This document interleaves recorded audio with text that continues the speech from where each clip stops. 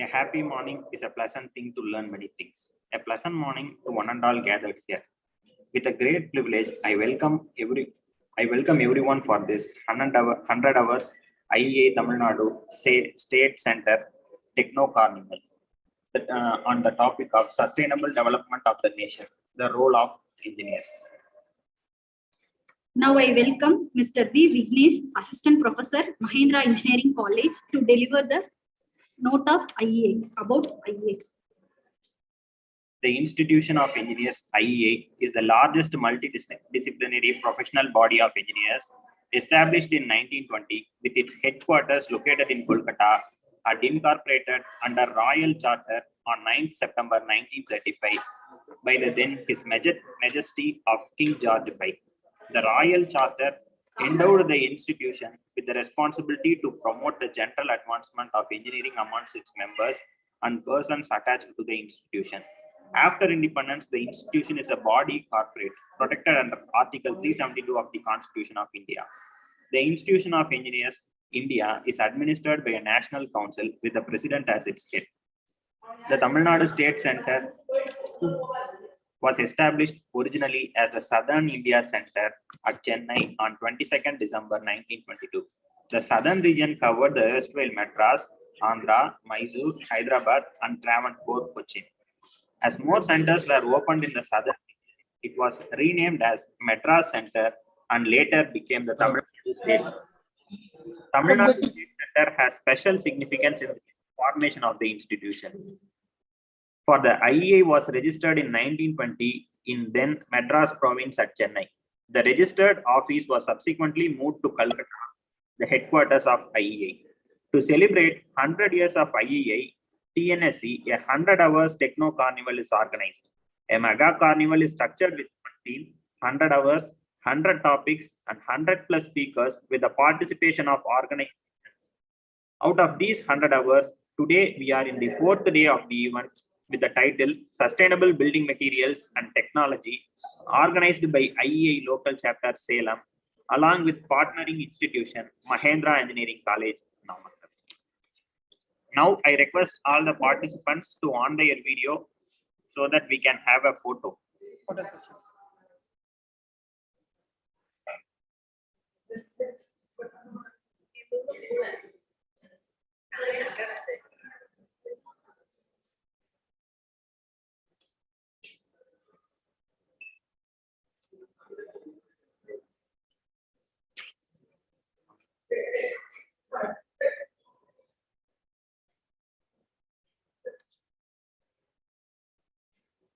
Now I request Engineer S.R. Saravanan, FIE.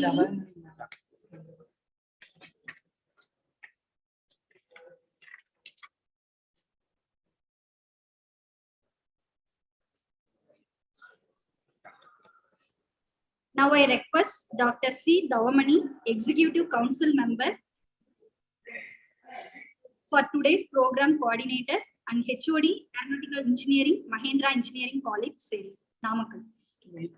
To welcome.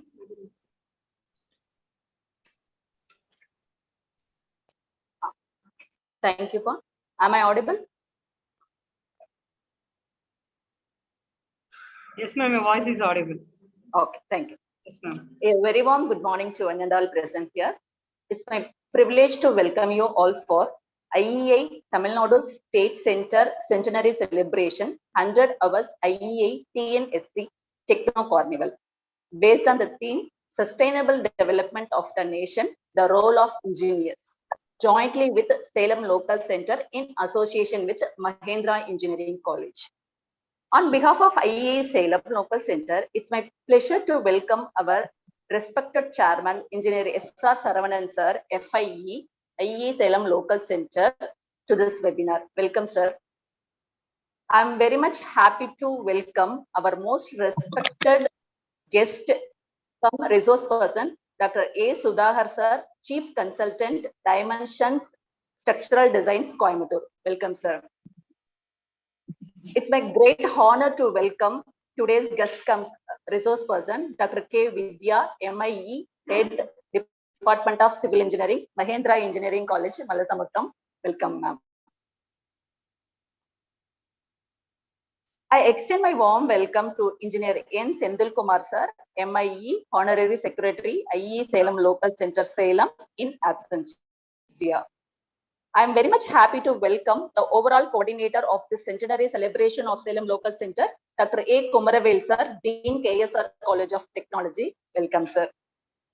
I am extremely happy to welcome executive committee members of IE Salem Local Center, respected engineers, professors, faculties, and students from various organizations. Welcome you all. Once again, I welcome you all for this IEA Centenary Celebration 100 Hours IEA TNSC Techno Carnival. Thank you for the opportunity. Thank you, ma'am, for your warm welcoming. I now ask Mr. C. Sethil Kumar, Assistant Professor, Department of Civil Engineering, Mahendra Engineering College, to present the profile of today's guest speaker one, Dr. A. Sudhakar sir.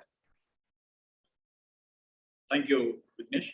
Good morning to one all present here. It's my immense pleasure to read our guest speaker, Dr. Sudhakar sir.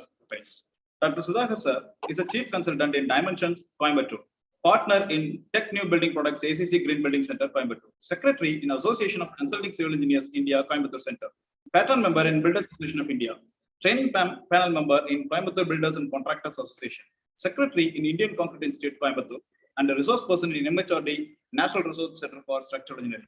Commonly, he is a regional head, customer support and technical services, ACC Limited, South and West Region, Pune. Was heading a team of 250 engineers in technical services and quality management for Tamil Nadu, Kerala, Andhra Pradesh, Karnataka, Maharashtra, and Goa region. His educational qualification.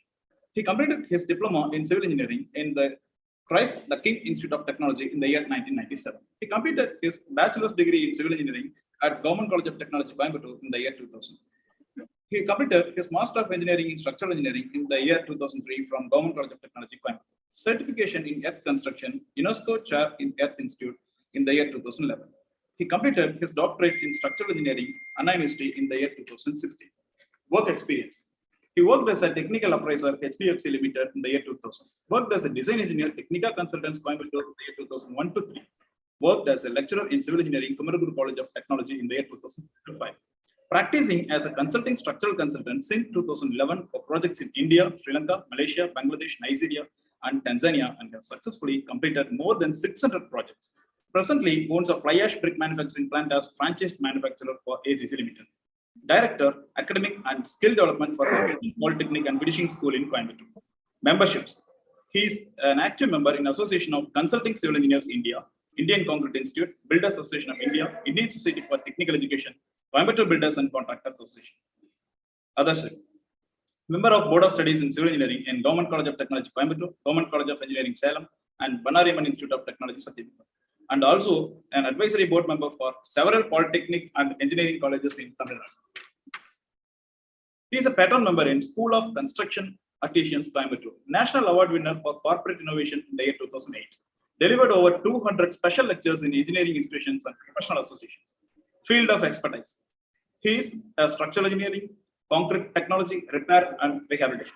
Current areas of research: fly ash and other admixture characterization, alternate building materials, vernacular architecture, metallurgy. He presented ductility study on steel encased concrete composite beams at Siddhartha Institute of Technology, Tumkur, India. Solution for pollution at KSR College of Engineering, Tirungot, India. Low cost housing, Sona College of Technology, Salem. Trends in composite construction, National Institute of Technology, Calicut. And some and so many papers in and around the South India. Training programs conducted. Workshop on role of chemical admixtures in concrete construction. Workshop on computer design. Workshop on design of earthquake resistant structures and concrete quality control. Sorry to interrupt, sir. I think you are reading my entire CV instead of the profile. I am happy, but for want of time, I think we'll cut it short. Sir. I'm a civil engineer with inclination towards sustainability. That's it. Okay, sir. I warmly welcome our chief guest once again. Now the session is yours, sir. Thank you once again, and thank you very much. Thank you, sir.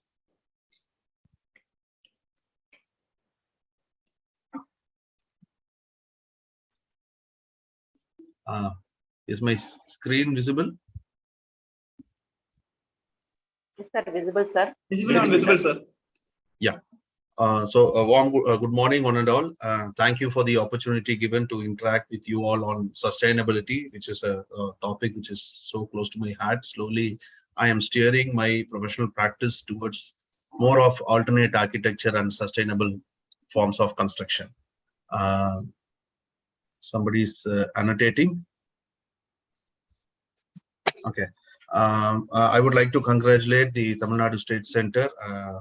Being a member of the Institution of Engineers myself, I would like to congratulate our State Center for having organized this wonderful 100 hours lecture series. Happy to be a part of it. So without wasting much time, I hope, like many of my friends have already given some lectures, especially principal from KSR, Gopalakrishnan sir. They would have touched upon the major preambles of sustainability as a concept. I would like to keep it very short and sweet. Overall, sustainable development means carrying out all our developments with the consciousness of this statement that we aren't inheriting the earth from our ancestors. We don't inherit this planet from our ancestors. In fact, we are borrowing it from our children. So that is the whole funda behind going towards sustainable development, sustainable constructions, whatever may be. Today my lecture will be more revolving around sustainable constructions. Being a civil engineer myself, but the responsibility is not restricted to civil engineers. Even though we make buildings, the users are everybody. So it is not only okay if I construct a green building. It is everybody's responsibility to maintain the building, use the building very responsibly, and in fact, even making the design brief of the building very responsibly is everybody's duty. So, going to the topic, sustainable development. This is the economic WCED definition of sustainable development, which is meeting the needs of the present without compromising the ability of future generations to meet their own needs. That is what I rephrased in a very simple term, that we don't inherit the world from our ancestors, rather we borrow it from our children, means the next generation. So sustainability is it is not yet a well-defined set of rules. There is no codal practice, or there is no Bible for sustainability across the world. Like everybody perceives sustainability in a different aspect, just like the famous story of the 5 blind people trying to describe an elephant. I don't think anybody would have achieved sustainability very holistically or to its complete fullness. And I don't think that can be achieved. It is that can be only dreamed about or desired about. So what I'm trying to emphasize here is don't try to create giant leaps or take giant leaps in sustainability. Sustainability doesn't happen like that. It all starts with baby steps. So 1 or 2 steps which you keep on increasing, like for the first few baby steps may be difficult, but as you progress, I think we'll be more close to creating a sustainable habitat or sustainable built environment around us.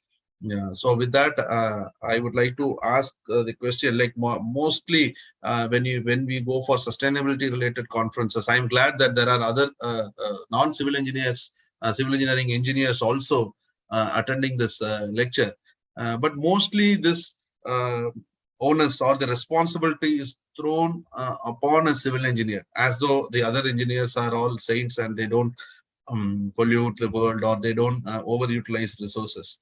But I'm happy to accept this responsibility as a civil engineer because buildings use half of the nation's energy, and 30% of this can be saved. And in fact, buildings are wasting 30%, which means 15% of electricity produced for a nation is being wasted.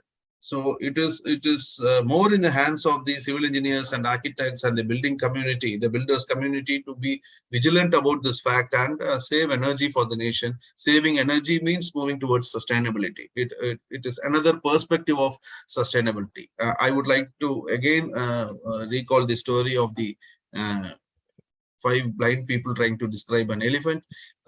Likewise, a few people describe sustainability as being more eco-friendly, using eco-friendly products. Few people try to define sustainability as being net zero water or having a complete interdependence or intradependence on water. Few people try to define it as if it is only the 3 R's: reduce, reuse, and recycle concept. So there are multiple facets of attaining sustainability, and as I told earlier, it should be conceived very holistically, not from a very narrow window. Basically, construction is the largest energy consuming industry of the world. Next comes the production. So this industry as such should move forward in with the 3 cardinal rules that all construction should be fit for the purpose, fit for the people, and fit for the planet. This has to be the cardinal rules through which we will attain sustainability, because in trying to achieve sustainability, we have been very hypocritic in many instances. For example, one of my clients in down south, Madurai, he wanted to have a sustainable construction, so he bought stabilized mud blocks all the way from Chennai and Pondicherry, which means he is totally unsustainable. He has burned so much of fuel, more than what he would have imagined. Like to bring this green material from all the way from Pondicherry to Madurai, the fuel spent, he would have rather gone for red bricks from his very neighborhood. So that would have been more sustainable than bringing a green material all the way from Chennai or Chandigarh or whatnot. People try and get it transported from all corners of the world. That is not the real sense of sustainability. Sustainability, the most important form is like being carbon negative or carbon neutral. So the more carbon you save, the more sustainable you become. So fossil fuels definitely are inducing carbon dioxide into the atmosphere, creating the greenhouse effect multiplication, and therefore less energy means more sustainability. So it should be fit for the purpose, all right, but it should not be hypocritic. And it should be fit for the people. There is a glaring example of a multi-story kind of an integrated township built in our own city in Coimbatore, where the Slum Development Board has developed 20 stories, 18-story buildings for slum clearance. It is not fitting the people. The slum dweller is not ready to go to the heights. He is afraid of heights. I learned very recently from one of the professors from Government College of Technology. She was invited to give a stability certificate by testing the materials there. She was ambushed because she found in an 18-story tower there was no lift. Imagine how the guys would climb 18 stories every day. Imagine the plight of the children and elders. So these are all typical examples of how, as technocrats, we do commit grave mistakes, like doing constructions not fit for the people at all, just by hiding ourselves under the cover of sustainability. The justification given was more people will be able to live in a small footprint of land, therefore it becomes sustainability. But all these mistakes have made this building very isolated, obsolete. There is hardly 5% occupancy rate there. Therefore, all the energy which has gone, all the resources which have been utilized in creating this monumental structure is wasted.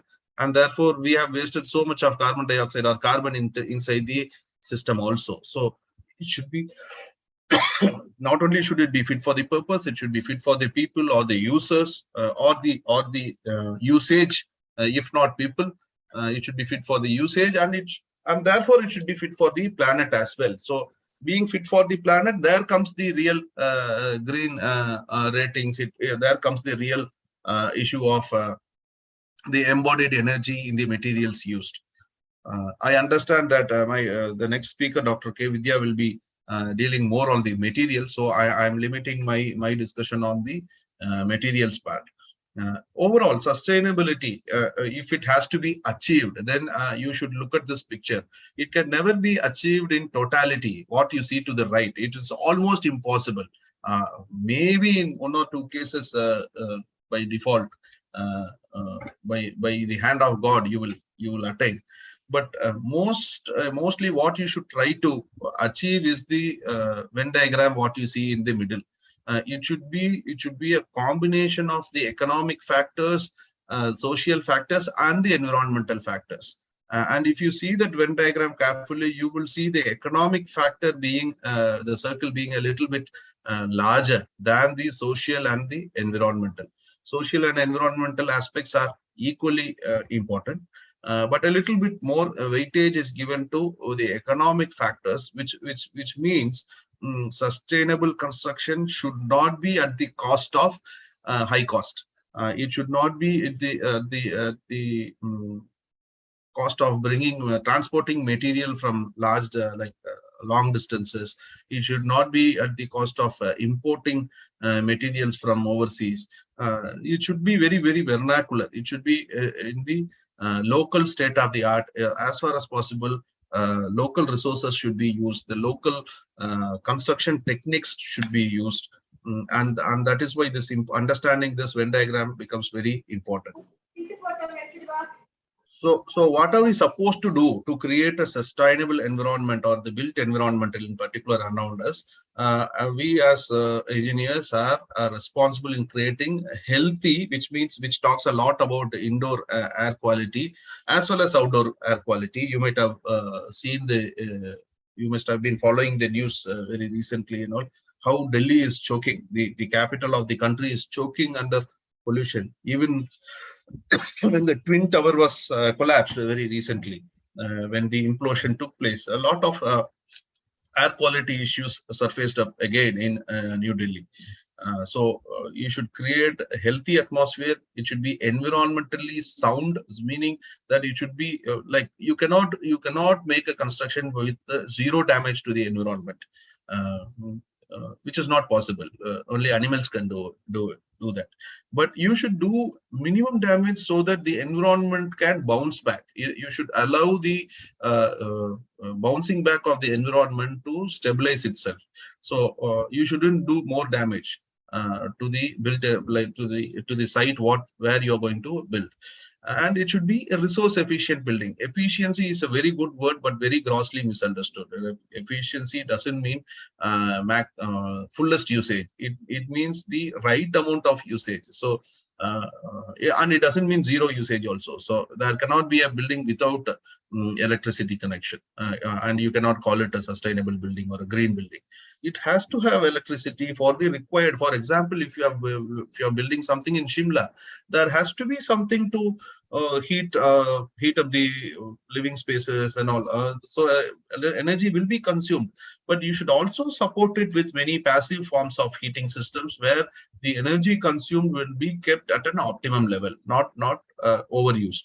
So this is called the integrated design approach. So the first step as civil engineers towards attaining sustainability is to go to the integrated design approach rather than the silo design approach. So what is integrated design? A design which takes care or takes into consideration the functionality and the operation of the building also. So see, when we are presented with a client or a case, we actually start getting the design brief, make a plan for them, do the structural design, make the bill of quantities, this, that, and we start making the building. Then finally, at a later stage, an HVAC engineer comes inside and he says, no, I want to break this beam. I want so much of ton of AC in this living room because it has not been compartmentalized. See, there are umpteen number of requirements which jumps up at a later stage because the integrated design approach wasn't followed. We all follow the silo type design approach. Each expert is approaching the building in his own perspective, and everybody tries to build the same building. Therefore, in this, the connectivity is lost. Lot of energy or resource deployment is overlapped. A lot of it is wasted. Lot of it is demolished. This is a daily scenario in any construction site if you go. So we should slowly try and migrate to an integrated design approach where a lot amount of professionalism will be involved in the pre-construction stage. there'll be a lot of debate, information exchange between all the experts, and once the final design is phrased, there is no more intervention, and the construction goes on smoothly without wastage and minimal usage of energy even during the construction. So promoting resource conservation, this comes as the baby of the first point. So energy efficiency, use of renewable energy and more green forms of energy, water conservation features, all these will come into picture as a technological perspective. And consideration of the environment and health impacts and waste minimization. Environmental consideration is in terms of the resources used as building materials, or the resources which will get into the environment when the building is being operated or demolished. The health impacts actually indicate the indoor air quality as well as the outdoor air quality. Sooner or later, indoor air quality is going to become a very, very big issue, because after the COVID pandemic, a lot of research on air quality itself has taken place, which has thrown light on the non-livable conditions of many habitats of countries like India. So there will be a lot of debate and technology improvement in areas of improving indoor air quality in the near future. And waste minimization. Now, when it comes to waste, like we all will remember the 3 R's. Can anybody prompt me with the 3 R's? What are the 3 R's? The 3 R's of sustainability. I'm sure any of the previous speakers would have touched upon it.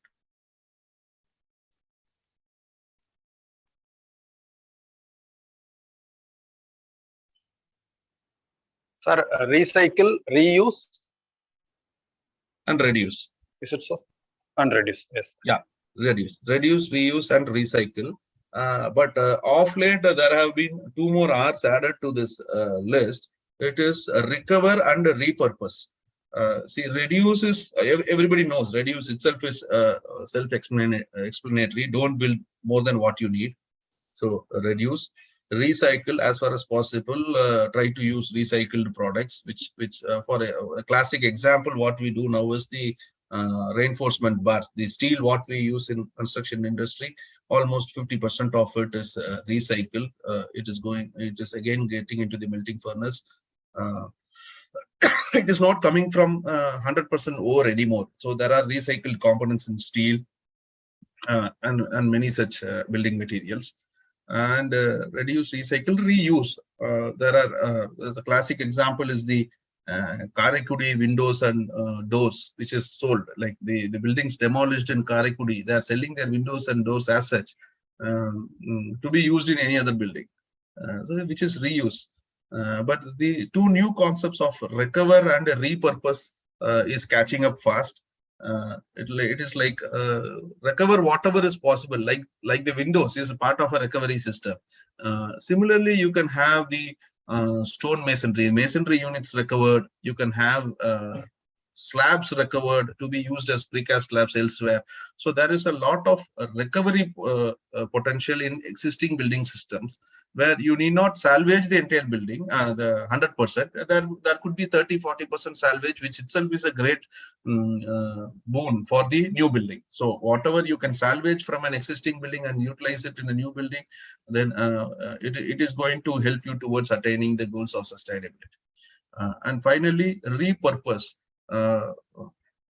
The word is self-explanatory. It need not be that something recovered from a building should be used in a building only. Something recovered from a vehicle need not be used again in a vehicle. For example, I recently saw a dismantled, the bullock cart. The wheel of a bullock cart being used as a window in a structure. So you can repurpose the components. So this is where you'll have to be more creative, more sensible in trying to find utility for whatever waste you see. And this will also be helpful, or this will accelerate the speed in which you will travel towards sustainability.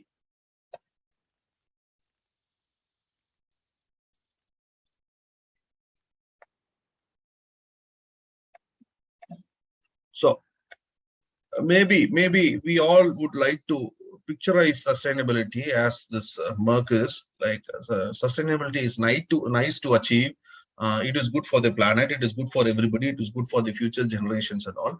But wherein I would like to underline again, you will not achieve it on day one because it is not that easy. It is a very complex system in which we are working. There are policies which don't allow you to be sustainable in certain areas. For example, the minimum cementitious content in our code book is 300 kilograms per meter cube, wherein experiments says like even at 220, 230 kilograms, you are able to achieve decent or even rather good strengths and durabilities of concrete. Even though you know that there is a possibility of saving of 70 kilograms of cementitious material in the system, the code prevents you from doing that. Therefore, you will not be able to do it. So there are a lot of hurdles which you have to overcome. Unless you back it up with enough research data and experimental data, you will not be allowed to use it. So there are hurdles. So I think we should be satisfied in getting some kind of a mobility, or these two pictures are like maybe a Merck is good, but at least this is good enough for the time being, and slowly we can progress. And these are some statistics, what the building industry is doing on the environment. Building use 40% of the world's energy, 75% of the world's wood, and 16% of the world's water, which means it is a phenomenal impact. Next comes the automobile industry, and next comes the IT industry, the manufacturing of e-waste, like electronic products. These are the three major culprits which are pulling the earth towards disaster and an environmental disaster. But as one amongst the culprits, like the building industry fraternity has to wake up to this fact and start thinking more towards the sustainable practices. On people, US Environmental Agency, they have recently released the statistics that 90% of the time we are actually indoors. And 30% of the buildings, this is US statistics. In India, it is still bad. 30% of the buildings have indoor air quality problems, which means I just told you, we are living in an unfit house. The indoor air quality is becoming more and more stale and unhealthy. So it's time to think like how sustainable is our construction as a project. We actually have many such structures. Every one of us would have at least seen 2 or 3 such structures in the last 1 or 2 months at least. This is not a green building. This is greenery which is growing in a building system. This is a classic example of how grossly unmaintained structures are. This doesn't mean we are supporting a growth of a plant. It means we are wasting the investment of so much of energy and resource inside a system. If this was well maintained, probably it would have. This is part of a water tank, if I'm right.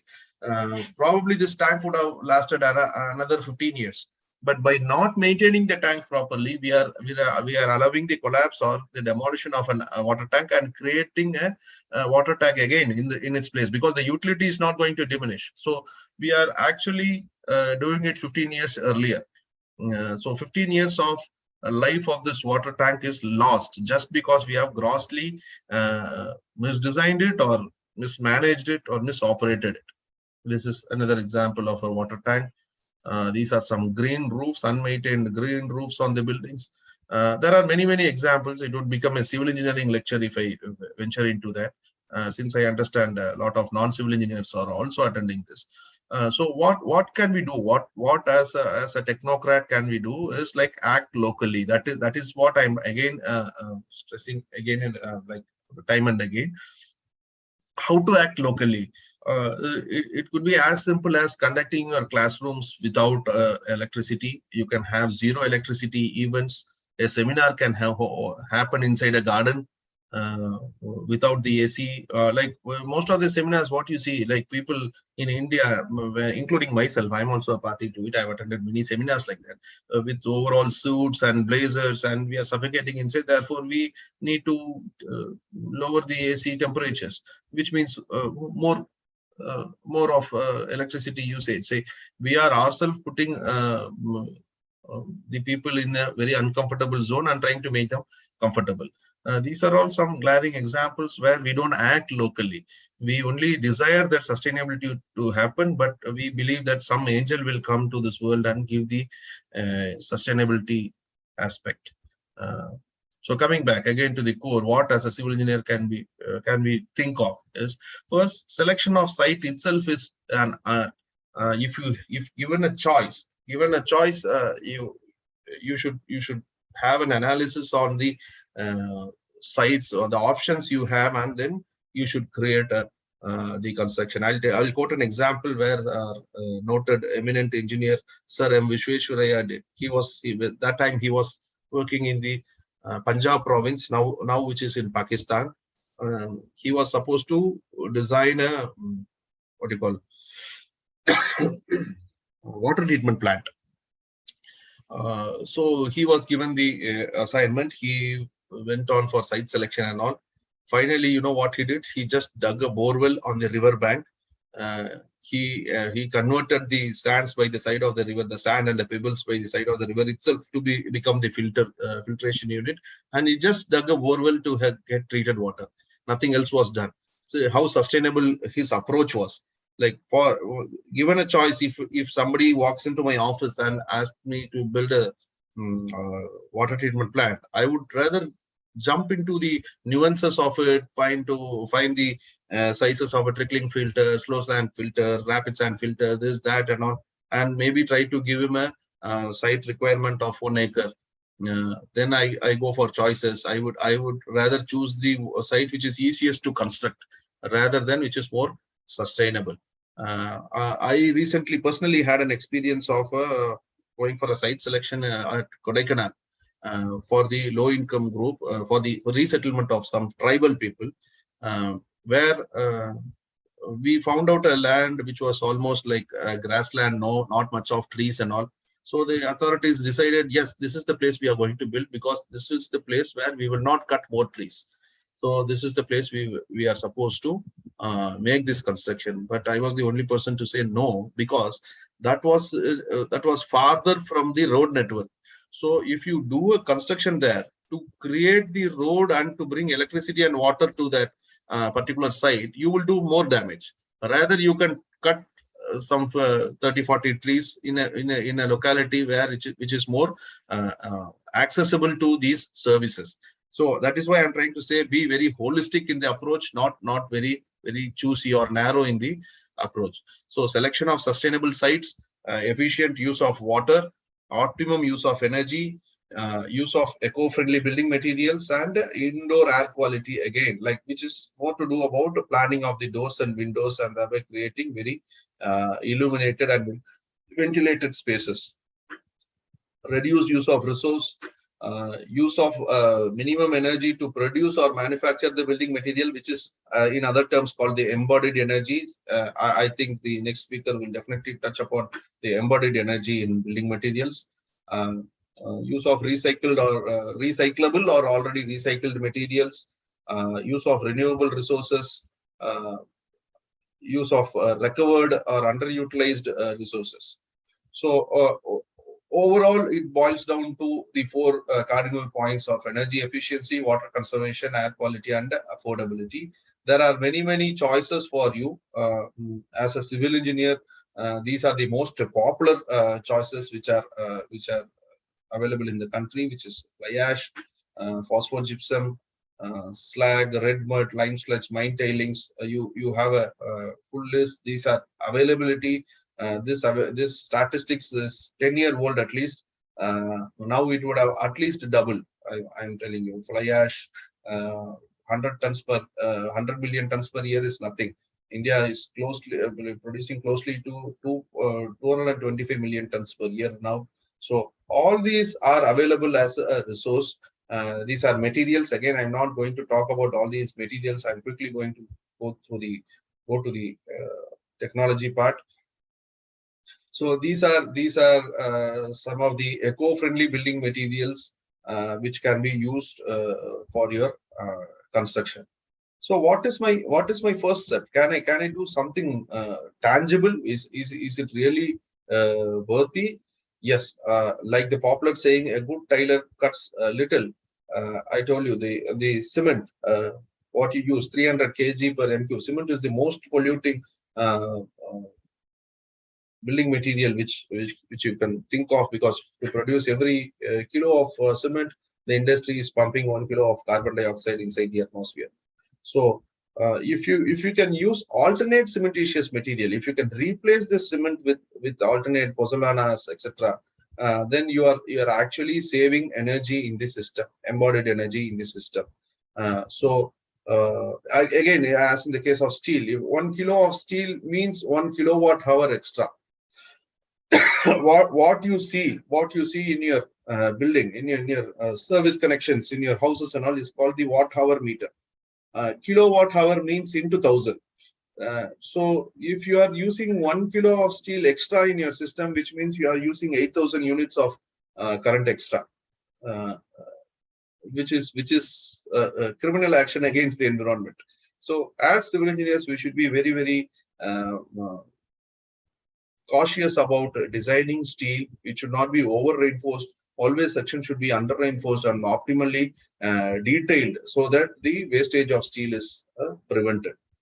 Again, coming to the choice of cement, you have the popular ordinary Portland cement, Portland pozzolana cement, and Portland slag cement. You can see in terms comparatively, if OPC is taken as 100%, Portland slag cement will consume only 47% of thermal energy for production and 86% of electrical energy. Thermal energy comes in the form of burning coal in the kiln. So you should go for more eco-friendly choices. This is again into materials. I leave this this part to the next speaker. I would like to highlight 2 or 3 very easy and important techniques where you can save a lot of energy usage for the building. So you will have to take care when you plan your building, your factories. You need not be a civil engineer to understand this. Anybody who looks at this 2, 3 techniques can emphasize the civil engineer who is actually making the planning for you to do these techniques, so that the energy consumption of the building comes down. This technique is called the solar chimney. This probably was introduced to us in a very subtle form in Vastu. The south and west portions of the building is made taller. Although this technology doesn't particularly say it is south and west, but if you understand geography better, you will understand that the south and the west portions of the building will receive maximum heat and sunlight. So you can create a taller portion and heat it artificially. Maybe that portion can have glass panels with a ventilator. So what happens in the chimney, the air gets heated up quickly than the other parts of the building, and it becomes lighter, and it tries to escape out of the louvers or the exhaust system what you have provided, and therefore it will create a negative pressure inside the building, which will draw cool air from a lower altitude. Maybe you have a garden around your house, you have a water tank. Again, Vastu supports that. In the diagonally opposite direction, the Vastu will advise you to have a water body or a water tank which can keep the temperature of the air low, so that the cool air will start automatically to flow in without the use of a push-in fan or an inline fan or an exhaust system. So this is a very simple technique where you heat the higher portion of the building, that too naturally by sun's rays, de-densify the air and try to push it out through just slots is enough. If it gets de-densified, it can easily pass out through the louvers, and therefore it will create a negative pressure and draw cool air inside. This is called the solar wheel. It's an improved form of the solar chimney technique, where if you can look at this picture very closely, you will easily find out where you have a cooling tower, or sometimes it is called the heating tower also. It works vice versa in cool countries. That is why in churches you will find the large spires. These are actually acting as cooling towers, where it will actually capture the hot air. But in a hot country like India, it will act otherwise.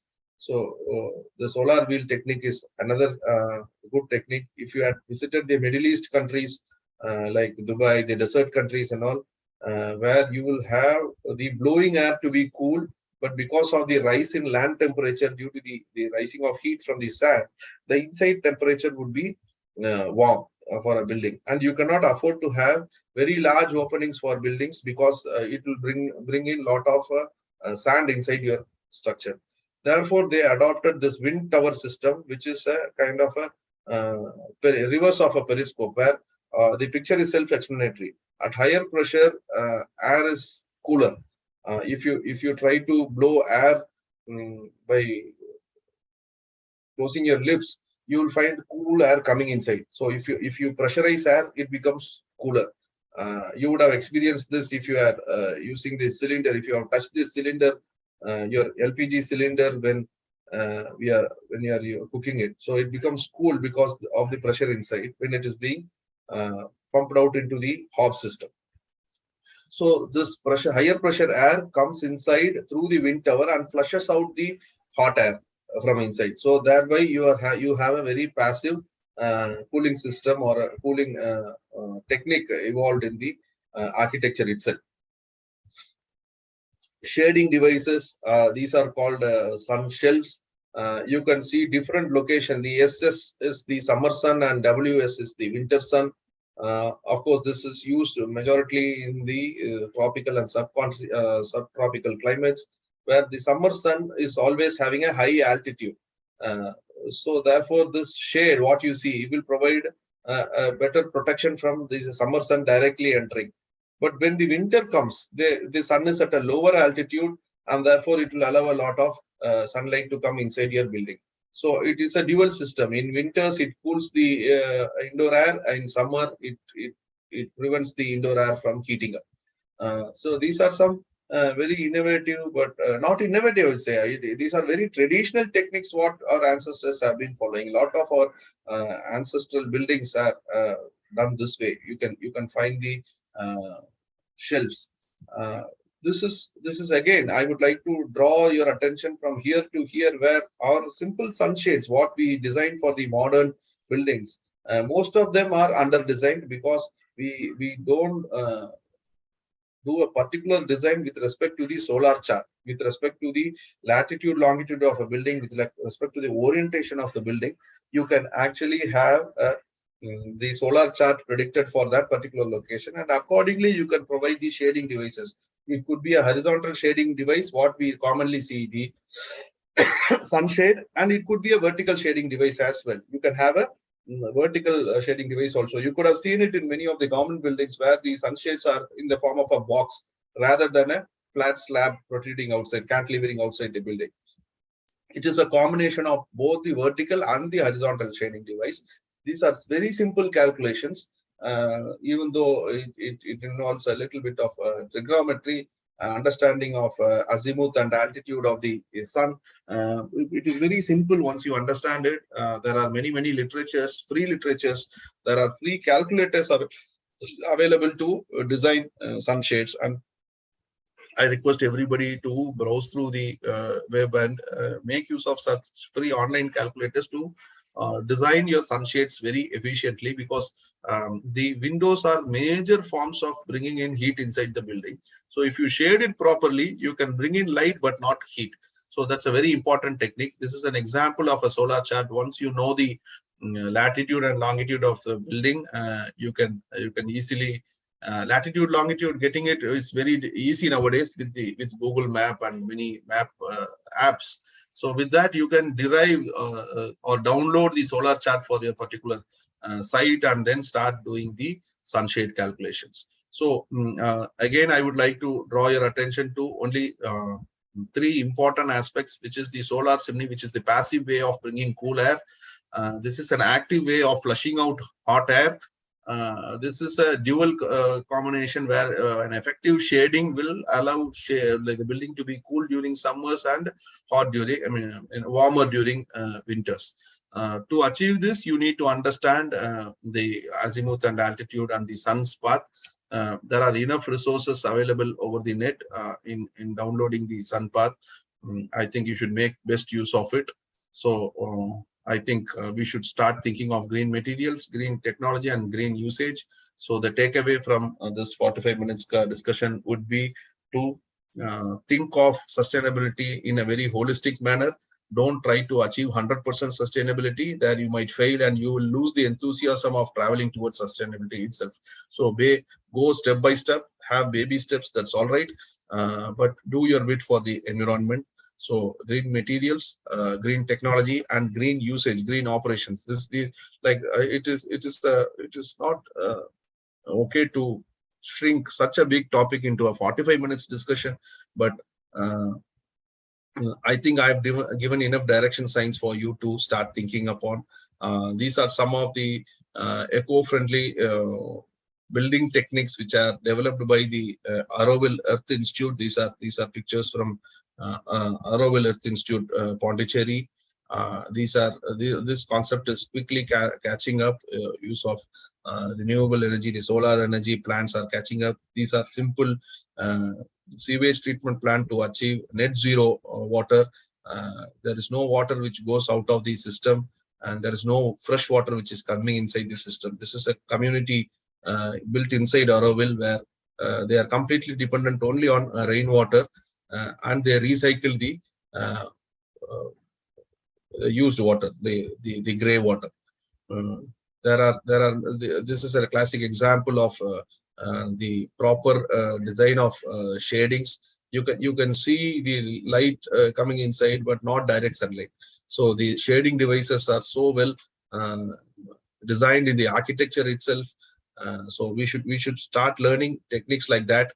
This is again a whole list of sustainable materials which you can think about. I'm going to send this across to the organizers. You can take it from them.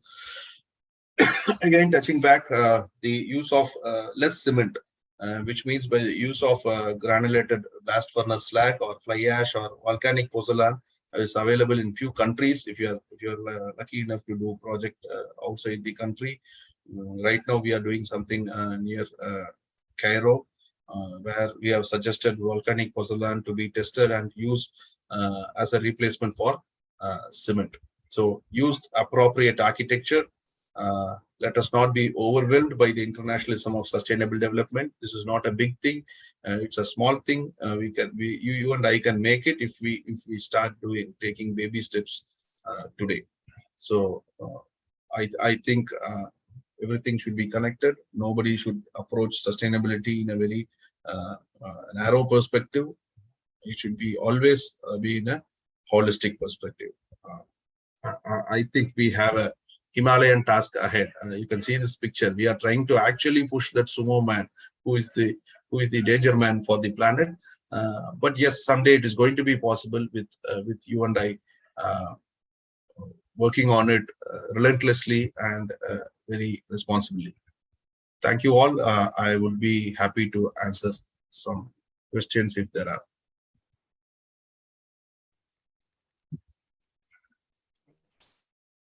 Thank you, sir.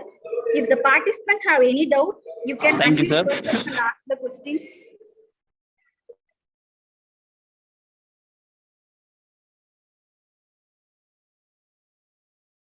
Mute yourself and ask your questions.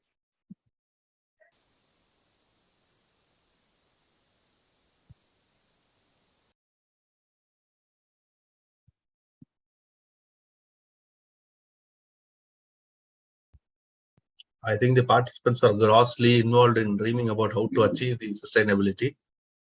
So if that is all, I'll take the organizer's permission to leave. We are having Maybe I one can- doubt. Yes.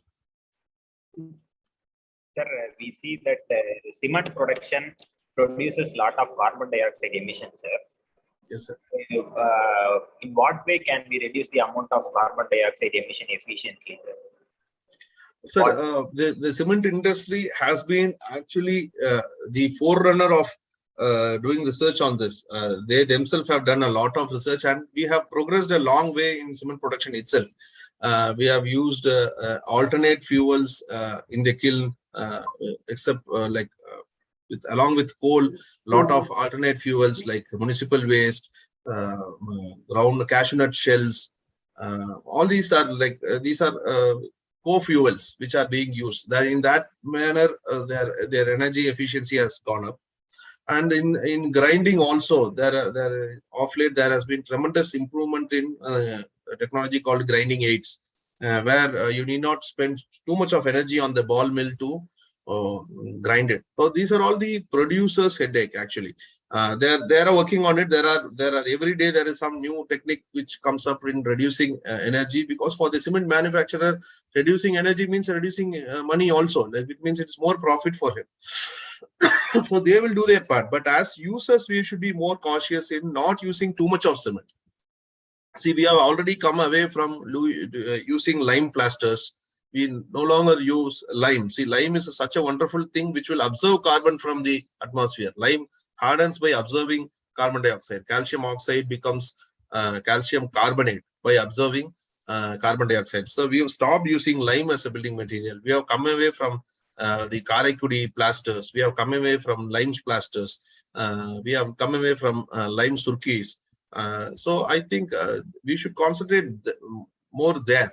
If at all we need to use cement for some reason, like yes, many a times we need to use cement for achieving concrete strengths. If it is an RCC structure, you can use blended cements instead of OPC. You can try and use more forms of pozzolanic materials inside the concrete system.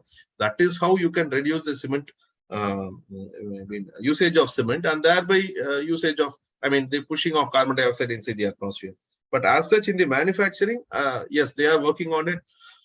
Already, I think in the last 1 decade, the energy consumption in cement production on an average has gone down by 11%, which is phenomenal.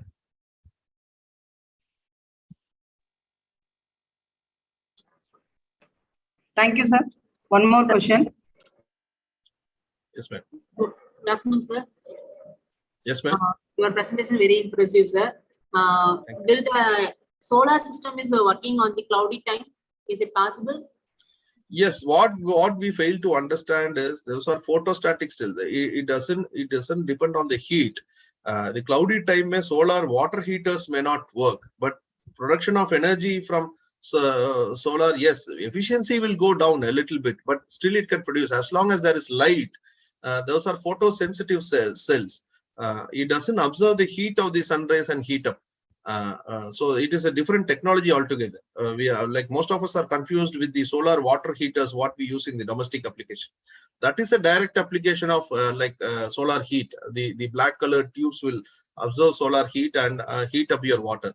But when it comes to production of electricity, the concept is different, and it works sufficiently good in during cloudy times also. Yes, there is a drop in efficiency, but instead of zero, there is something produced. No, so we should be happy with it. That is the time where you should complement it with the regular energy also. You can always complement it with the hydroelectric power also. So nobody is like 100%. Even the Cochin Airport, which claims itself to be on 100% solar energy, has got a standby. Whenever solar energy drops back, it will withdraw the conventional energy from the system and use it.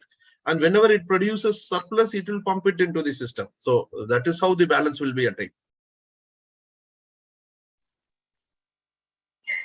Thank you, sir. So thank you, sir, for your wonderful presentation, sir. One small basic question, sir. Yes, ma'am. Yes, sir. Sir, the last week, the two twin towers demolishing now, sir. Yes, so ma'am. it's about 100 more crores is wasted.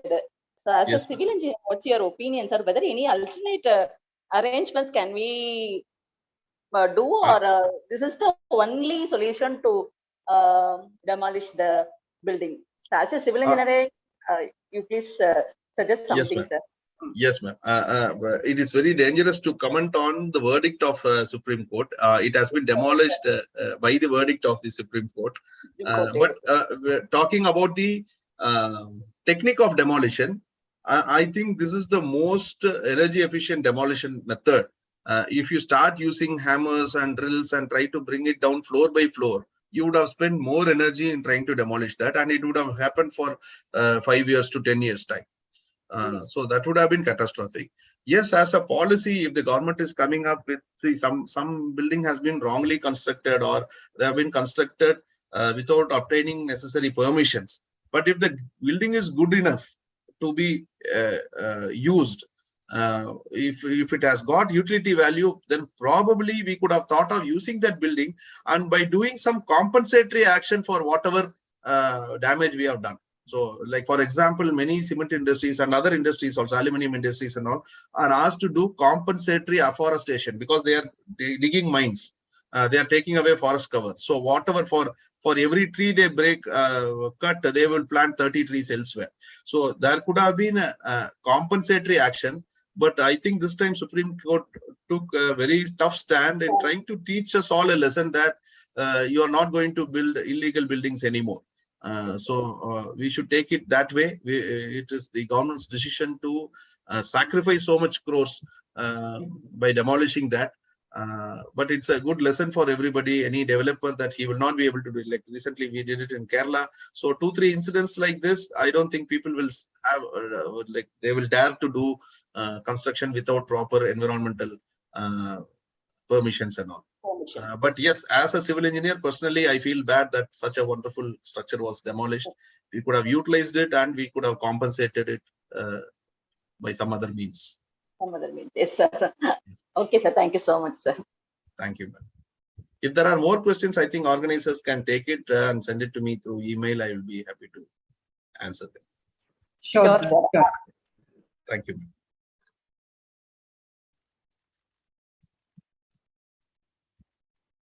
Thank you very much, sir, for your wonderful presentation.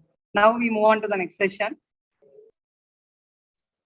Thank you, sir, for your knowledgeable presentation on the sustainable building materials. Now I welcome Ms. B. Nithya, Assistant Professor, Civil Department, Mahindra Engineering College, to present the profile of today's guest speaker, Dr. K. Vidya, Head of the Department, of Civil Engineering, Mahindra Engineering College. A warm good morning to one and all present here. I deem it a great honor and privilege to read out our speaker's profile. Dr. K. Vidya is presently hold the position of Professor and heading Department of Civil Engineering, Mahindra Engineering College, Namakkal. Her teaching experience span over 19 years, 6 months, and has 1 year industry experience in technical consultant Coimbatore. And she completed her UG in Civil Engineering from Government College of Technology, Coimbatore, and completed her master degree in Structural Engineering from Government College of Engineering, Salem, and Doctor of Philosophy degree in Civil Engineering from Anna University. She is holding position of Treasurer and Associate Member in American Society of Civil Engineering, Indian Section, Southern Region from 2021, and she is SMC member in Indian Society for Technical Education from 2019, and life member in Institute of Engineer, Indian Concrete Institute, and Indian Society for Technical Education. She received more than 15 lakhs for research grant and seminar grant from DRDO, UGC, MSME, AICT, and Anna University. She has organized more than 150 conference, seminars, workshops, and she has authored more than 100 papers in national, international journals and conferences. She is guiding 10 PhD scholars in Anna University, Chennai, and guided 25 numbers of PG students and 35 numbers of project in UG and PG program. She is a coordinator of L&T and Mahindra Center of Excellence, Former Engineering. Ma'am received Best Academician Award from Government of India Planning Commission, CIDC, New Delhi. Young Women Scientist, Best Teaching Faculty, Outstanding Woman, Innovative Research Technologies, and Dedicated Professor Award by Mara University, Malaysia. She is participated in international conference and research meeting at Singapore, Malaysia, and Sri Lanka. Ma'am registered 5 number of patents like on hybrid ash brick, hybrid ash concrete. Her research area of interest pertains to development of alternative construction material for sustainable civil engineering projects. Once again, I could like to welcome our today's speaker, Dr. K. Vidya ma'am. Now the session is yours, ma'am. Ma'am. Thank you, Pa.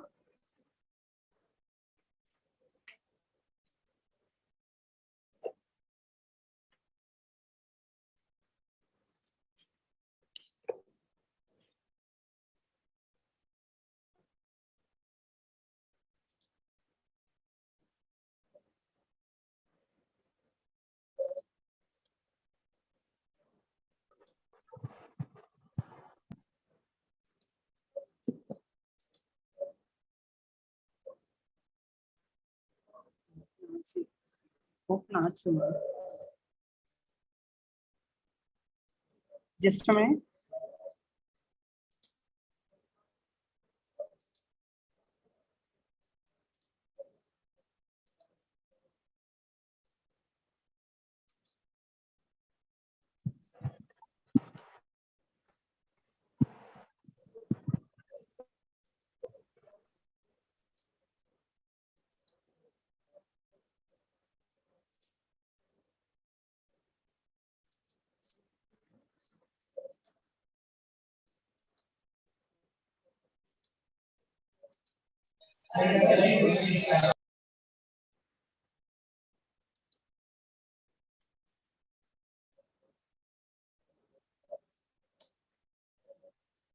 So good afternoon to one and all. First of all, I submit my sincere thanks to ICI Salem Local Center, Chairman Sir, Engineer Saravanan Sir, then Secretary, Engineer Senthil Kumar Sir, and Program Coordinator and my friend and Head of the Department of Aeronautical Department, Dr. C. Damoni Ma'am, and Kumaravel Sir, to giving the opportunity to me in the part of the 100 hours IEI TNSC Techno Carnival. So once again, thank you to all the coordinators for IEI Salem Local Center. Today, we are talking about the sustainable building materials. Before starting our topic, just we share about what we are in our lifespan. So we are nowadays using for the organic food, organic bags or organic mats like that. So why we are using for that organics? So what is the reason we are going for that organic? Definitely, it may be better for our health and also our society. Then only we can go for this organic food. Nowadays, we are using for that is a cold pressing oil, that is a marasek oil. Because previously, all of them used for the sunflower oil or refined oil. So in that, they are making the manufacturing for that sunflower oil or refined oil, they used for the chemicals. So it may be damage in our health. Then only nowadays we are going for the organic. Similar way, in our construction, we are choosing for the sustainability. If you are thinking, you are in your room or you are in your home or you are in your office or your any classrooms. So what are the materials we can make or what are the materials we can use to construct your room or building or your block or your classrooms? Like we know the cement is your one of the material and sand is your material, then jelly is your material, then water, then steel. So these materials used to construct any type of the structures. How can we go for the sustainability? How can we relate these material as a sustainable building materials? As a civil engineering also, or our civil engineering construction also one of the reason in the global warming. Why the global warming is induced? Due to the polluted air or water can be affected the living things, the global warming is start. That is a carbon emission. Then only we can move for the sustainability. That is, the greenhouse emissions from the different sectors are for industry, we can go for the 15% of the CO2 emission. Then in our building is 8%. That is a water supply goes on 3%. In agriculture is 14% emit the CO2 emission. Then mainly for our transport, that is a vehicle can influence the CO2 emission that can be polluted in the air. That is a 13%. So these are all the several different sector can emit the CO2 emission. It can be leads the green global warming. So in this global warming, we have the extreme weather condition for a hot weather or cold weather. So it happens only for the global warming induces this extreme weather conditions. Okay. So once the air is polluted, the weather goes on the extreme hot weather or extreme cold weather. Then one more example, here we are sharing the glaciers or ice leaves around the world are melting due to the hot weather. So it leads the flooding for the low-lying coastal areas. So the sea level is increased 10 meters. So it induced the coastal areas for the flooding problem. For recently that West Antarctica can lead the flooding. So these are all for the induced for the global warming. So in our construction industry, it can be influenced for the global warming. In the building construction is 20 to 50% on of physical resources according to the environment. So in our construction industry is the biggest fast growing industry in the world. So it can be increase the consumption of the constituents what required for the natural resources like wood, minerals, wastewater, energy and water. These are all the natural resources we need to construct our buildings.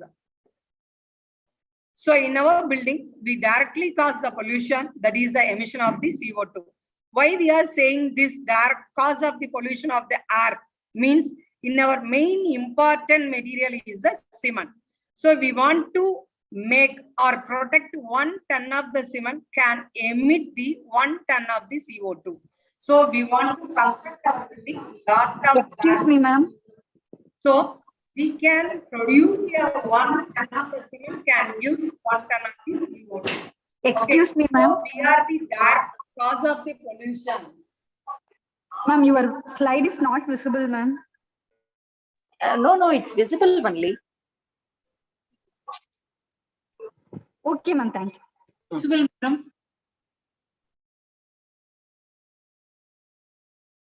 Ma'am, it's visible. Can I continue? Visible only, ma'am. Visible only, ma'am. You Yes, can continue. yes, ma'am. visible. Yes, visible, madam. Okay, sir. Thank you, ma'am. Thank you, sir. So in our cement, we can produce the same amount of CO2 emission. So we are the taking part for the pollution of the air. So we are constructing plenty of buildings or structures to development of the infrastructure in our country. How can we reduce this one? How can we reduce for this CO2 emission in our civil engineering side? So we are finding out the alternative materials. So what are all the alternative materials? It does not affect the environment. So we can go for alternative industrial byproducts.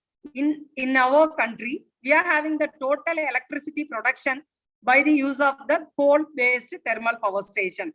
So in India, in our nation, we are having more than 50% of the electricity is produced by coal-based thermal power station. In this power station, we are having plenty of industrial byproduct, that is ash product from the thermal power station that we collected from the thermal power station. In our neighbor, we are having the Metu thermal power station. In Metu thermal power station, we collected the dry ashes and wet ashes. The dry ashes is collected from the electroprecipitator. That is we called as a fly ash. By this fly ash, we can utilize to manufacturing of the cement is one of the mineral admixtures. This fly ash is used to making production of the cement. So we can reduce taking part this cement production. Not only fly ash, we are having the another, that is a ground granulated blast furnace slag, silica fume, metakaolin, rice gas. These are all available from the industrial byproducts. It can be replaced by the cement. So this is your sustainability without damaging our nation, our nature. We can used for this industrial byproduct with replacement of the cement. So this is the concrete we are making by using the cement is a binding material. Next one is a fine aggregate, then coarse aggregate, then water. So these all materials can induced for the CO2 emission. So this is the system diagram for the CO2 emission to making a concrete. So we are calling a fine aggregate is a sand. Previously, we used for the river sand. We deploying the natural resources. Nowadays, we are using for the yam sand, that is manufacturing sand. So we can take part to reduce the natural resources. We are going for the replacement material is the river sand by yam sand. Okay. The similar way for the natural aggregate, that is a gravel, we can explore for the rock, granite rock or basalt rock.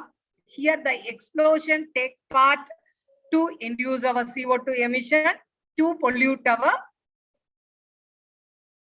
pollute our air. So we are moving for the artificial aggregate. That is a fly ash based artificial aggregate we can use to reduce in the part of CO2 emission.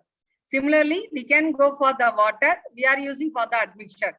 So these are all the flow chart system diagram for the concrete CO2 emission.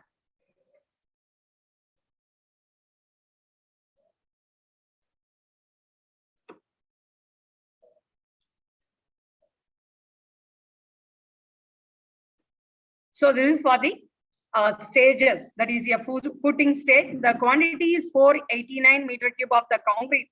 It leads to CO2 emission is 0.24 ton CO2 emission per meter cube. For example, precast wall, the quantity is 1068 meter cube. It can be emit 0.33% of the CO2 per meter cube. So we are using for the normal conventional cement, ordinary Portland cement, its CO2 emission is 0.32. In case we can replace for the fly ash material or GGPS material, it can be reduced for the CO2 emission 0.32% to 0.25 or 0.273. So in our industrial byproduct is induce the less CO2 emission in our air. So this is your Portland cement we are used. So it can be CO2 emission is a 74 to 81%. Then in our coarse aggregate, that is a gravel.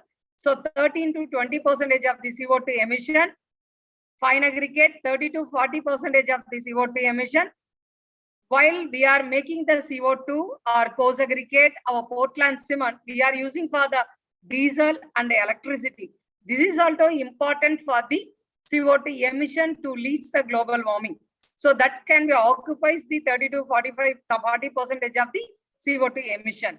In coarse aggregate, that is a gravel making, we are using for the high explosive. So it can be taking care of the 25% of the CO2 emission.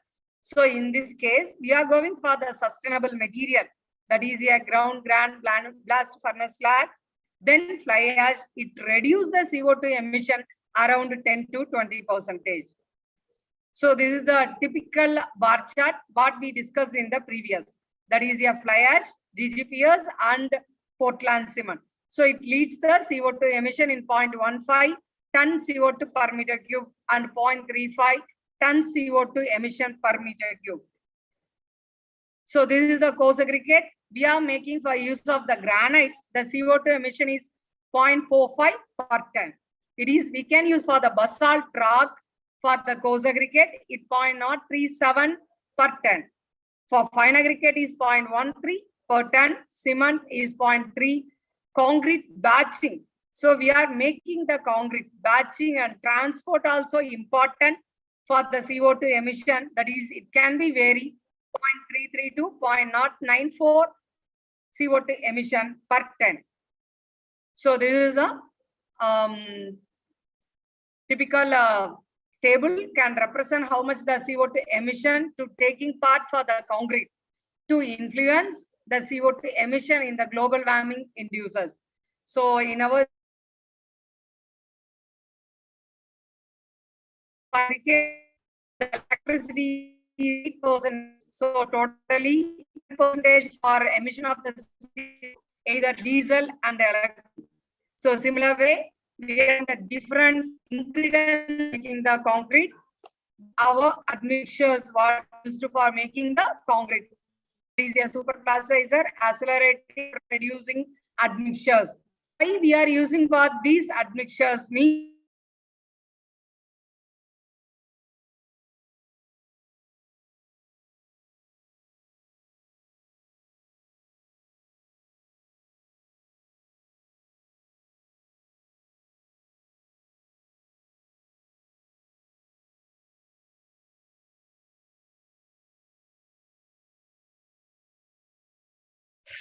slide is visible. Ma'am, slide is visible or not, ma'am? Sir? No, madam. Just a minute, ma'am.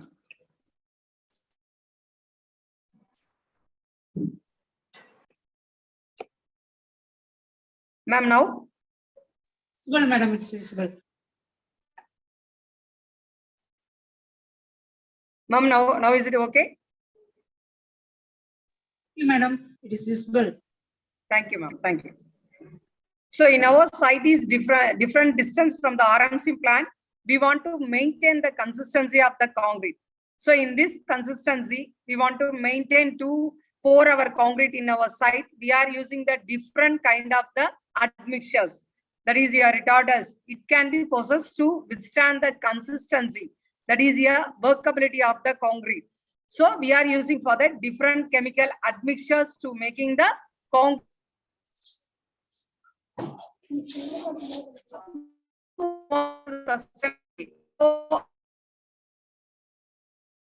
Sustainability is need of present whom we are. So without compromising the need of the future generation to meet out the own needs, then only we can go for the sustainability.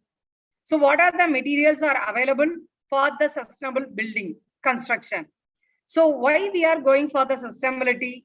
That is first thing, to increase the productivity for fixed amount of the renewable resources. So we can safeguard our planet or our earth to positive effect. Then second thing, we can go for the cost reduction and waste minimization. In our Metu thermal power plant, there are enormous amount of the ashes are there. How can we replace this, or we can use for this material in our construction? So that is a fly ash, and bottom ash can be used for cement manufacturing and other cement replacement in the making of the concrete. Then we can go for the environmental quality. So that is, we can provide a clean air, natural resources and noise awareness, and we can reduce our pollution. So these kind, we can go green and sustainable. So we can go for this sustainability. Then finally, we can produce a emerging technology, emerging material in the market. In generally, all of them known for the cement, gravel and sand and normal steel reinforcement. What are the emerging technology, emerging materials available? How can we replace our natural resources? Then how can we go for the sustainability of our building materials? So these are all the importance of the sustainable. Then what are the goals? Goals are for the sustainable building design. So sir already discussed for the 3R concept and 5R concept. That 3R is reduce for the waste material and recycle the material. Then how can we reuse for this material? So that is a 3R concept. Then we can move for the 5R. So recovery of the material and repurpose of the material. So that is for the sustainable building material. So we can use for the solar energy utilization. Then the electricity that is reduced. We can use for the natural windmills is there. So we can reduce for the energy production. The next we can move for the water conservation. In all houses, we are having the rainwater harvesting plant. So we can recycle our water. We can reduce our water consumption. Then we all use for the low lighting material. In generally, we can go for natural ventilation that we can reduce for the electricity. Then we can reduce for the construction waste. These construction waste can be reused in our as a building material. Then finally, we use the environmental friendly, sustainable building construction. That is a green building. So this is a working principle of the sustainability. That is your energy efficiency. Building is a longevity. That is, building give a long span. That is durability purpose. In case we can use for the Portland cement, that can be leads the crackers initially. But we are using for this fly ash, GGPS. These can be increased for the longevity of the building. That is a durability of the building. Then in our sustainability taking part, the water reduction, water conservation, waste reduction and recycled material. Finally, we can construct for the green construction. It leads the environment sustainable. So these already we discussed. We can reduce the waste, we can recycle the waste, then we can produce the energy, Then it leads the sustainable sources. Finally, we construct the building as a green building. Then what is the eco-friendly material? So eco-friendly material means it can be minimize the damage in the environment. Then we can use for the recycle and reusable material. It requires the minimum energy for manufacturing. Then we are using for the extracted easily from the nature. We not exploit the nature. So these are the main property of the eco-friendly materials.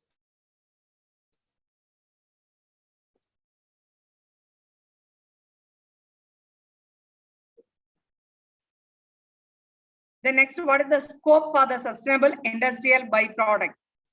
So in generally, we are using for the fly ash, silica fume, bagasse ash, ground blast furnace slag, granite powder, marble powder. These are all the industrial byproducts we are using. In recent trends, what we are using is construction demolition waste. Madam right now asking the question, Dr. Daumani madam and sir explained. Last week, Sunday, the Twin Tower is blasted. So that construction demolition waste we collected, then we can reuse the waste to manufacturing of the concrete. So the construction demolition waste, we can making for the fine aggregate level and coarse aggregate level. So already there is in concrete, that is a cement is there. So in this construction demolition waste also give the better property to making the concrete. Then we are having the lot of paper. Daily we are having using for the newspaper. In this newspaper, we reuse for making the concrete and also to making the brick also. Then we are making the manufacturing sand. We avoid the natural resources. That is, we reduce the river sand manufacturing. We can go for the M sand. That is a manufacturing sand. It comes from where we collected for this manufacturing sand. We can making the granite basalt for the gravel. So in this place, we are having plenty of coarse material. That coarse material is used for the manufacturing sand. So this M sand is used to replace the river sand. Then solid waste ashes. We are having the different kind of the waste in our houses. In corporation, people can collect these waste, then they store in corporation area, that is in outside. So these can be incinerated. These ashes can be used for replacement of the cement. So in all our waste material or from the industrial byproduct, we can replace our natural resources. That is, in the industrial byproduct can directly involve to replace our cement, to replace our river sand, to replace our gravel, to reduce our global warming in our civil engineering side. So these material to apply the applications in making the concrete and hollow blocks and solid blocks and brick, and we are using for the paper block and precast element and prefabricated elements also.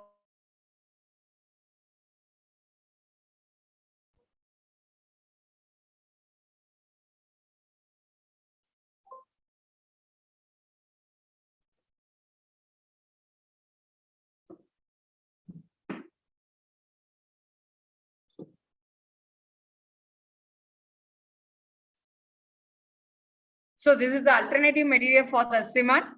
We are taking for the fly ash. We already discussed. In our India, we are having more than 50% of the electricity is generated from the coal-based power station.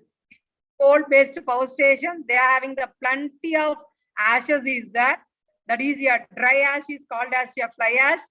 Then wet ash is called as your bottom ash or pond ash. It can be possess a pozzolanic material.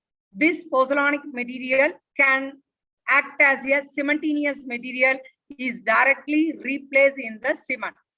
The next one of the material is a marble dust. So in this marble dust, we can use for the filler material in the cement or fine aggregate while preparing for the concrete. So in this marble waste, we collected in the manufacturing places. We are collecting from the powder form. It can be replaced in the cement or any coarse form. It can be replaced by the fine aggregate. So it is directly involved to alternative material for the cement. So this is your bottom ash we collected from the Meru thermal power station. This is stored in your land. So it occupies vast land area. It can be pollute the environment.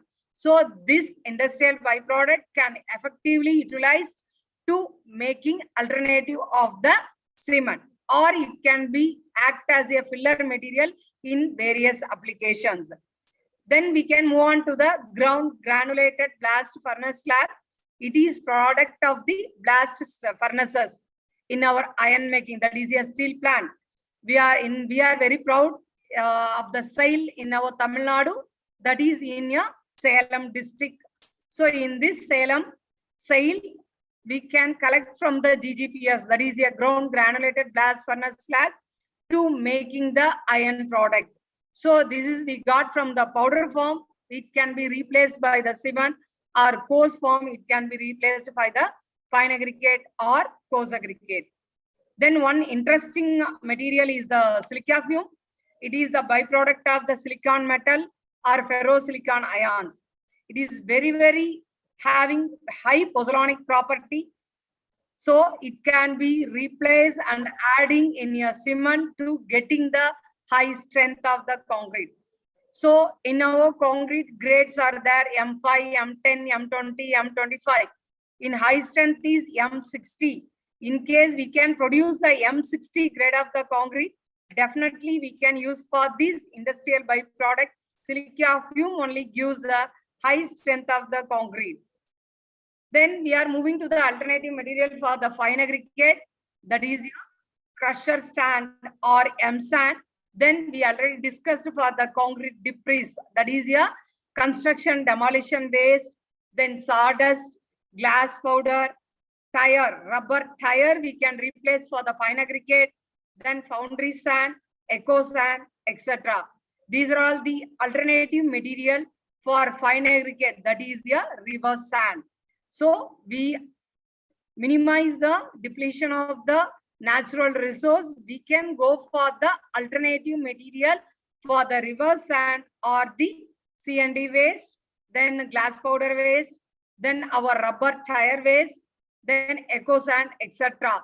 We can check for these material equivalent to the reverse sand property. Then only we can move for the replacement of the reverse sand for these sustainable alternative materials. So this is your crusher sand or M sand. Nowadays we are calling for the M sand. So this is processed for the angular to roughly cubical shaped particle. So this can be used to making the concrete and as well as for paver block also. Then it can be used for coarse mean. It can be used for hollow block manufacturing time, solid block manufacturing time. We can replace for the fine aggregate by the crusher sand or manufacturing sand. Then next we move on to the GGPS. We collected from the SAIL or any iron manufacturing unit. So this is one of the industrial byproduct. So this industrial byproduct is making the concrete or paver block or solid block or road construction. So this is our concrete debris, that is your construction demolition waste. So this is we collected from the demolition of the any type of the construction. We already set the example for the Twin Tower or any building we may demolished. This concrete is replaced in a fine aggregate, that is a reverse sand, or as a coarse aggregate, that is a gravel. So this is a man-made physical structure that can be include houses or buildings or industrial or any commercial buildings or roads. So it can be used to apply for fine aggregate or coarse aggregate to making paver block or hollow block or solid block, or it can be used for the road construction also. So this is the one of the sustainable building material. Then next go for the sawdust. So this sawdust or wooden dust is a byproduct of the cutting, grinding, drilling the sand, pulverized wood while we are manufacturing of the plywood. So this time we can get for the sawdust. So this sawdust is one of the sustainable material. So it can possess the light in weight. So this is a lightweight material. So we want to make any concrete in a lightweight product, we can use for this sawdust as a aggregate replacement. It can be used for the temporary structures also. So this is one of the sustainable building material. Next, we can move on to the glass powder. So this glass powder, we can get from the glass manufacturing unit. So it possesses a very fine. So this glass powder is used to making a glass concrete. That is a transparent light emitting concrete or brick. So these industrial byproduct, that is a glass powder, to used to casting a concrete and transmitting concrete. So this is one of the sustainable material. Then we can move on to the coarse aggregate. That is a gravel. Gravel is one of the coarse aggregate. The alternative material for the coarse aggregate is coconut shell. We daily using for the coconut for our food process. So we can use for the coconut shell as a waste material in our replacement material of the coarse aggregate. Then we are using for the electronic waste also. Waste is a electronic waste. In this electronic waste, we can replace for our coarse aggregate. We already discussed the concrete coarse aggregate. Then fly ash, we can make artificial aggregate. That is a fly ash aggregate. Then brick, that surki we can use for this coarse aggregate. Then here we are using for the rubber tire waste as a coarse aggregate. So these are all the alternative material for the coarse aggregate. This comes from the industrial waste material or byproduct or sustainable material. So this is a coconut shell we collected from domestic. So these coconut shell, we can make the coarse aggregate. Okay. So this is the fibrous material found from the hard and internal shell, that outer coat of the coconut. So this is used, that coir is used for as a fiber. It can be arrest the cracks in our building. Then the coconut shell is used to have the replacement of the coarse aggregate. So we can determine the property of the coarse aggregate, compare our gravel. So we can replace by these coconut shell by the percentage of the gravel. So this coir is used to making a coir brick, or it can be replaced by the aggregates. Then these are all the electronics. We are moving for the advanced level of the computer, then advanced level of the mobile phones. So we are having plenty of the electronic waste. So these electronic waste, that is a e-waste, is discarded the electronic devices. So this can be used for the coarse aggregate. We can make use of this electronic waste by electronic aggregate or these electronic aggregate to making the e-concrete and as well as the e-brick. So we are giving the project to our students for this electronic waste also. Then next we can move on to the recycled brick. So these recycled brick, we can making the concrete as a coarse aggregate.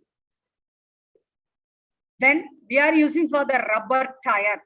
So in this rubber tire, we are having the two-wheelers, four-wheelers, or all the vehicle, the wasted rubber can be recycled in the form of the fine or coarse or gravel size. We cut the rubber, we can replace this rubber in our coarse aggregate in the particular percentage. So in this rubber can replace in the pavement surface also, in our concrete also, in the some percentage of the replacement as a fine and coarse aggregate. So this is the fly ash aggregate. We can make the aggregate artificially in two ways. One is directly we can use for the cement and the fly ash be prepared for artificial fly ash aggregate. This is the one way. Next way, we can go for the geopolymer aggregate. How can we prepare for the geopolymer aggregate? Without making the cement.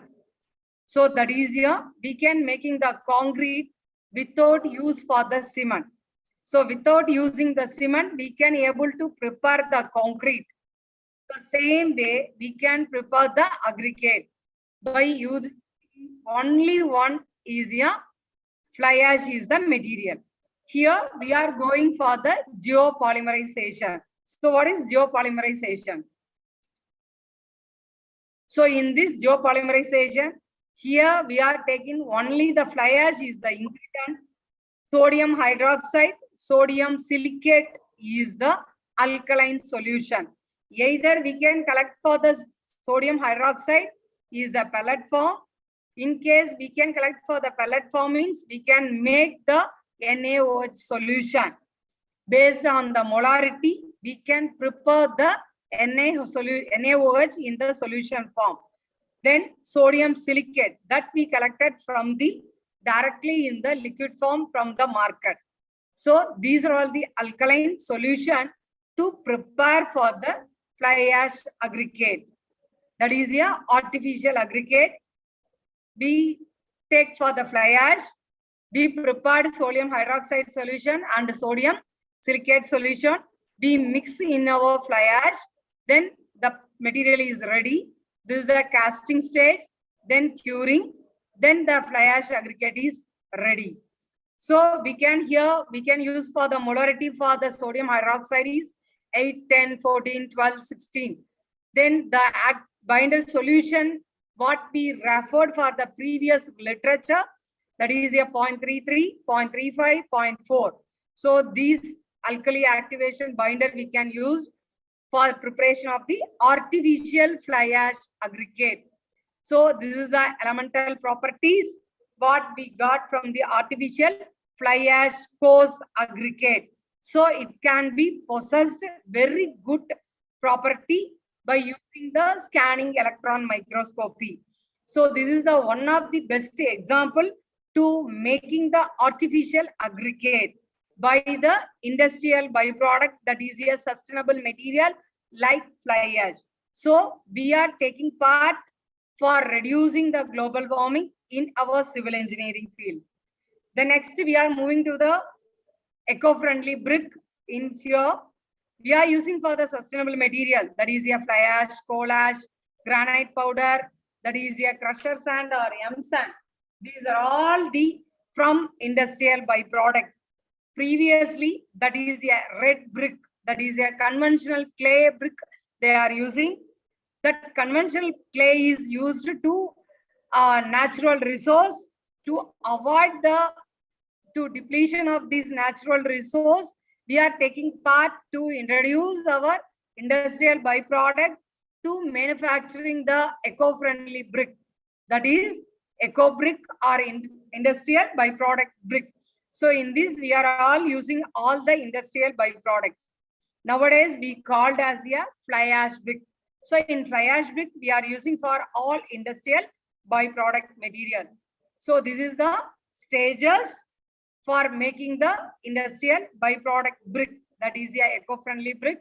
First we are batching the material, then mixing the material.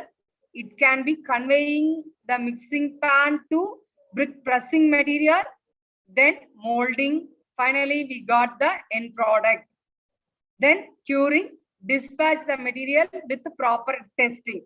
So this is the stages of the fly ash manufacturing brick we are using for all industrial byproduct to give the nature in eco-friendly. So this is the graph represents the compressive strength of the brick with ages. So these are all the reading from the conventional brick compared with the coal ash brick. So this is the water absorption values for the conventional clay brick with our industrial byproduct brick, that is your eco-friendly brick. So we are having the less water absorption value compared to our conventional red brick or clay brick. So in our coal ash brick possess the less water absorption, that is lesser than 9%. But in our clay brick, that is a red brick, is possessed 12.5 water absorption. So in our conventional coal ash brick possess the less water absorption. Similarly, the weight density. In general, the weight of the brick is 3 to 3.5 kg. We can use for the industrial byproduct, that is gives the less weight of the brick compared to conventional clay brick. So it also very good performance in the durability. That means in case of the lifespan of the structure gives the better durable performance. We can immerse these all bricks in our acid solution, seawater solution. In our fly ash and coal ash can possess the very good resistance in the aggressive environment. So we can damn sure in our industrial byproduct brick, that is a eco-friendly brick, gives the better durable performance compared to conventional red brick. So this is the microstructure, that is a scanning electron microscopic images. It possesses a very good binding property for our industrial byproduct, that is a coal ash brick. So these are all the industrial byproduct what we are using in our civil engineering field. So beyond that, we are having lot of material is that. So we quickly running out self-healing concrete, translucent concrete, carbon fibers, liquid granite. We already discussed for the eco brick and cork. So these are all the pictorial represents for the liquid granite and bendable concrete, translucent concrete, that is a light transmitting concrete. So this is the wool brick we already discussed. By using the coconut coir, we can use it to making the wool brick. So this is the solar tile. To automatically the electricity is generated. So we are taking part to reduction of the energy consumption. It reduces the global warming. So this is the paper insulation to making the concrete or brick. We are replacing material for the fine and coarse aggregate. So we already discussed cork is used for the better natural, renewable, recyclable energy. Then one of the best interesting one is the bamboo. We all using for the steel is the reinforcement. Nowadays we are lot of testing is going on. Then bamboo is the best replacement of the steel. So we are constructing the buildings by using the bamboo. So this is one of the best sustainable industrial material. Then triple glassed windows. So now we are at the end of the time. We are rushing this. So what are the merits and demerits for the sustainable building? We are having the plenty of merits for using the sustainable building. That is the energy efficient technology, easy maintenance, improve the quality of air and energy efficient, water efficient, then we save our water conservation. The few demerits, the initial cost is low, availability of the material, need to construct the time and definitely need for the skilled laborers. So already we discussed the energy, green energy building. We are taking part the energy efficiency, water efficiency, material efficiency, then waste and toxic reduction. We are taking part to reduce the global warming by using the green building, sustainable building. So these are all my references, journal papers and websites what we used to making the PowerPoint presentation. Let us go started for green. So thank you. Thanking once again to give the opportunity to me for this presentation. I thank my ICI Salem Local Center. Thank you. Thank you, ma'am, for your informative presentation, and we gathered a lot of knowledge on sustainable materials. Thank you, ma'am. If the participants have any doubts, you can unmute yourself and ask your queries. Participants, please unmute yourself and ask your queries. Madam, this is Dr. Kumaravel from KSR. It is a very nice presentation, and you shown Thank you, about sir. how the waste materials can be placed for making construction materials. Really wonderful presentation, madam. Thank you. Thank you, sir. Thank you for giving the opportunity. Thank to you, me. ma'am. Thank So you. much of so energetic presentation, ma'am. Thank you for spending your valuable time, ma'am. Thank Much information we received from Sudhakar sir presentation and your presentation, ma'am. Today only we are knowing these are all the material used for the buildings constructions. Thank you so much, ma'am. Thank you, ma'am. Participants, if you have questions, you can put your question in chat box, or otherwise you can unmute your mic. Good afternoon, ma'am. How about the properties of sustainable brick compared to the clay brick?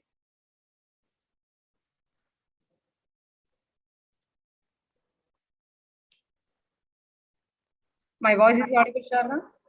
Yes, ma'am. Yes. Yeah. If you want to construct any building, that is, yeah, we want to construct a wall. We take the example. In wall, the main material is the brick. We want to use minimum compressive strength of the brick is 3.5 megapascal or Newton per mm square. This is the minimum compressive strength. Otherwise, we could not able to use for the brick in our load bearing structures. In our conventional clay brick, it can be possessed 3.5 Newton per mm square or greater. In our industrial byproduct, that is a coal ash or M sand or granite powder, we can use it to making this brick can possess a very good compressive strength, and as well as it can be low water absorption value. So that's why we preferred compared to conventional red brick by replacement of our fly ash brick.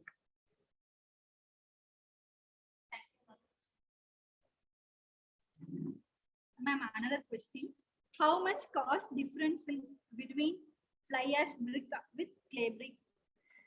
In general, the cost of the brick for the conventional clay brick is 6 to 7 rupees per brick. In our fly ash brick or coal ash brick is lesser than 10 to 15%. It possesses 5 rupees per brick. It should be vary based on the strength. In our building, brick have 4 classification. That is, first class brick possessed 14 megapascal. Second class brick is possessed 10.5 megapascal. Then third is 7.5.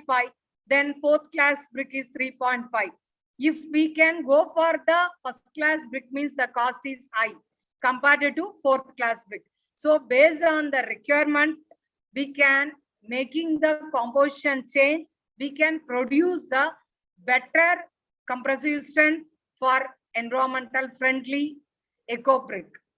Thank you. Ma'am, is there any natural material available to make a eco-friendly concrete? We already discussed, we are making use of the cement. We are having plenty of byproduct is there.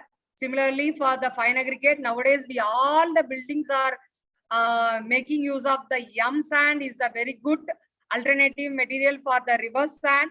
Nowadays, we are move on to the natural aggregate C&D waste. That is a construction demolition waste is very good replacement material to gravel. So we are having the various industrial byproduct is available for making the eco-friendly sustainable building.